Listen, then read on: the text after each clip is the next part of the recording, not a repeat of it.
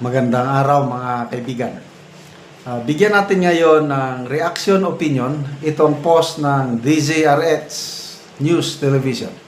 Pahayag ni Secretary Remulla tungkol sa posisyon ng Ombudsman.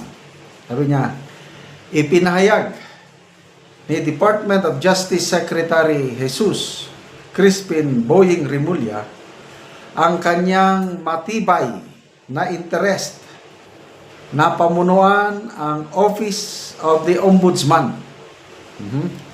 Kasabay ng kanyang panawagan para sa mas agresibong liderato upang labanan ang lumalalang culture of impunity o kultura ng kawalan ng pananagutan sa katiwalian sa lahat ng antas ng pamahalaan. Okay?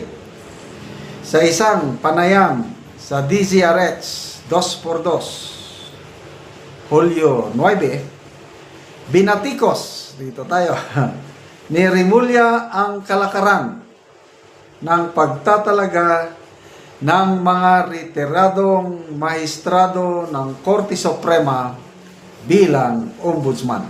Okay. So, talagang interesado. Well, lahat naman siguro ng mga abogado, isang malaking karangalan na ma-appoint ka na ombudsman. Dahil napakatindi ang role ng ombudsman sa ating gobyerno. Crime buster. So, interesado. Dito tayo ngayon, yung kanyang panawagan. Panawagan para sa isang mas agresibong liderato. Ibig sabihin, siya yun. Strong leader upang labanan ang lumalalang culture of impunity o kultura ng kawalan ng pananagutan sa katiwalian sa lahat ng antas ng pamahalaan. Agree ako dito, grabe na ang kultura ng korupsyon sa ating bansa. Itong budget natin ng 2025, grabe. Worst budget in our nation's history. Billions of pesos ang naisingit. Then, baliwala lang. Kaliwat kanan ang corruption, kailang parang naging normal na lang. Tapos kung meron mang mahatulan o kulong kakaunti, mabibilang mo lang sa daliri. So kailangan natin talaga ng isang patas, isang katulad ng Samuel Martires. Ganun na lang. Kasi ako, very satisfied ako sa performance ni Ombudsman Samuel Martires. So, importante talaga ang ombudsman. Ito nga, sa post na ito, yung pagbatikos o pagpuna ni Secretary Boying, yung kalakaran o sistema ba na karamihang na-a-appoint na ombudsman ay mga retired Supreme Court Justice. Ibig sabihin, ayaw ni Secretary Boying yung ganun. Kung pwede, matigil na. Hindi daw, I don't know kung anong rason niya. Bakit hindi maganda ang sistema yung ma-appoint na ombudsman ay galing sa Supreme Court? Karamihan sa aking I don't know kung meron na bang naging ombudsman na hindi galing sa Supreme Court.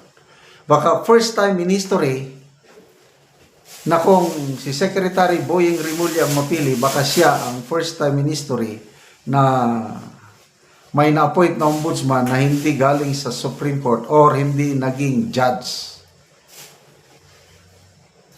So, ano ang benefits o ano ang advantage kung galing sa judiciary ang ombudsman? To me, ano siya? Wala siyang sinasanto. Kasi,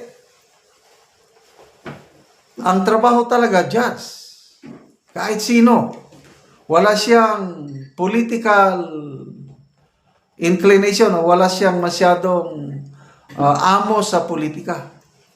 Ang mahirap na maging ombudsman, yung nag-serve ka sa isang politiko, lalo na sa isang presidente.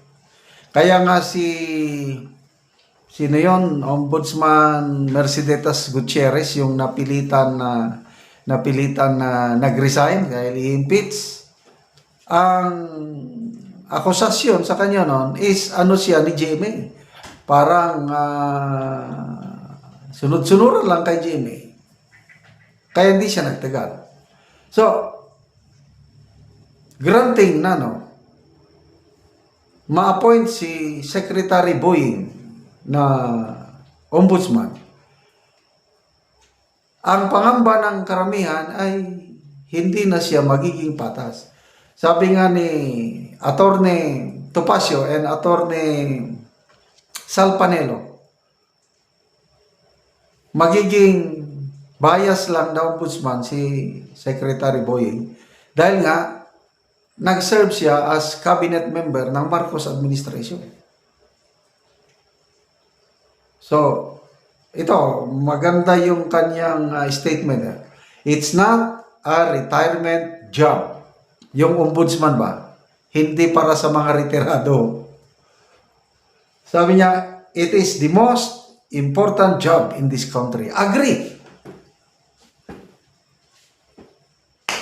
Kasi kung mayroon tayong matinik na ombudsman, I believe na ang mga kawatan sa gobyerno, mag-isip-isip. Kasi hindi sila magsilbi sa ombudsman. So, sana,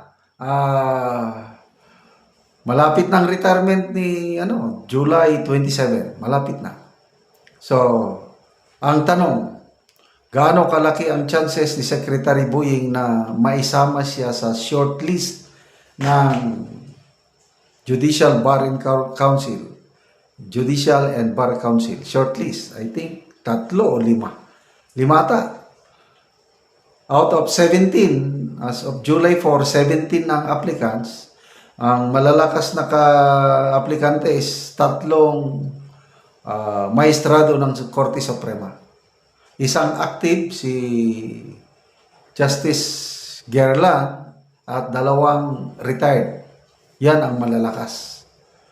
Kaya nga, nanawagan si Secretary Boying na hindi na daw magandang ang puros lang maging chief ombudsman ay galing sa Supreme Court. Okay, so tingnan natin anong mangyari dito sa pagpili ng ombudsman. Maraming salamat mga kaibigan sa inyong pagsubaybay sa ating channel. Nakakatulong kayo ng malaki sa tribong Talandig ng Bukidnon dahil ang sweldo natin sa channel na ito is pantulong natin sa tribo.